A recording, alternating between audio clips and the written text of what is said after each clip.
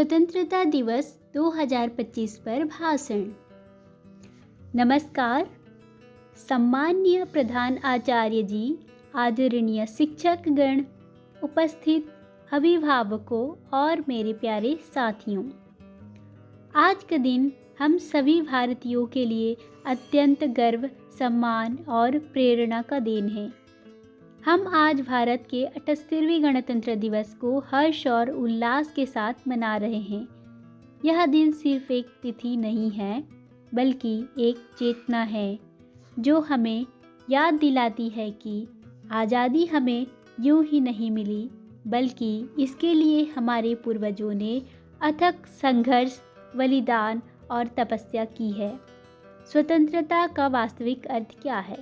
स्वतंत्रता का मतलब केवल विदेशी शासन से मुक्ति नहीं होता, बल्कि इसका अर्थ है खुलकर सोचने की आज़ादी, अपने अधिकारों को जानने और उन्हें इस्तेमाल करने की आज़ादी, और अपनी संस्कृति, अपनी भाषा, अपनी ज़मीन पर गर्व करने की स्वतंत्रता।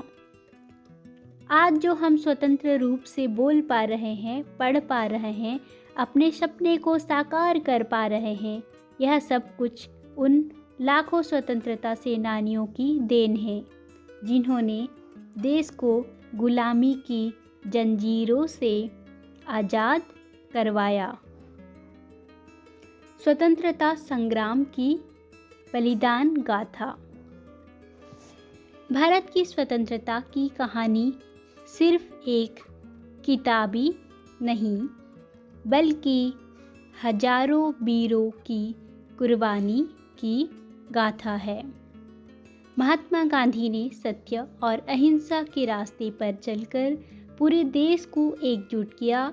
उनके नेतृत्व में चले नमक सत्याग्रह, असहयोग आंदोलन और भारत छोड़ आंदोलन जैसे अभियान अंग्रेजी हुकूमत की नींव हिला दी थी।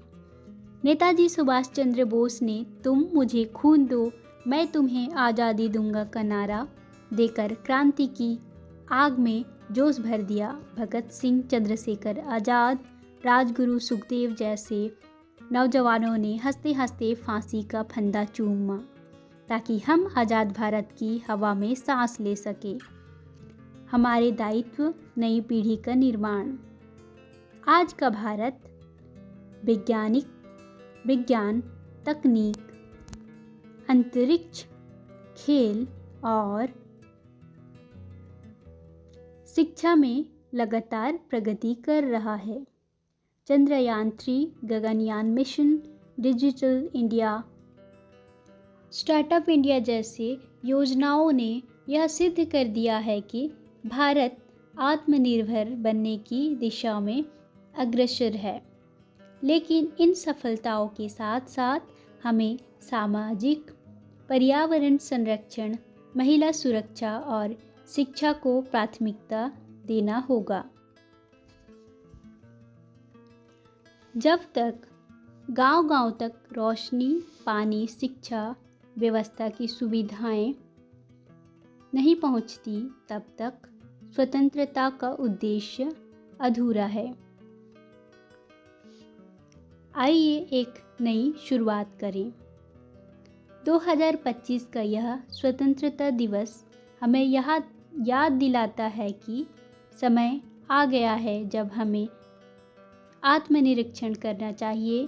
क्या हम उस आज़ादी के लायक हैं जिसके लिए लाखों बलिदान हुए? हम हर साल झंडा फहराते हैं, गीत गाते हैं, भाषण देते हैं, लेकिन क्या हम हर दिन अपने देश के लिए कुछ कर रहे हैं?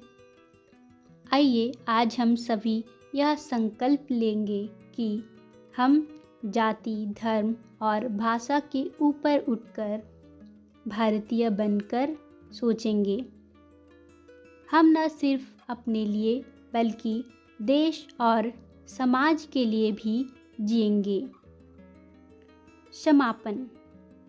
अंत में मैं यही कहना चाहूँगी कि स्वतंत्रता दिवस केवल एक उत्सव नहीं बल्कि एक जिम्मेदारी है। हमें अपनी पूर्वजों के सपनों को साकार करना है, उनकी कुर्बानियों को व्यर्थ ना जाने देना है। देश हमसे कुछ मांगता नहीं, बस प्रेम, ईमानदारी और सेवा की भावना मांगती है। जय हिंद, जय भारत, वंदे मातरम।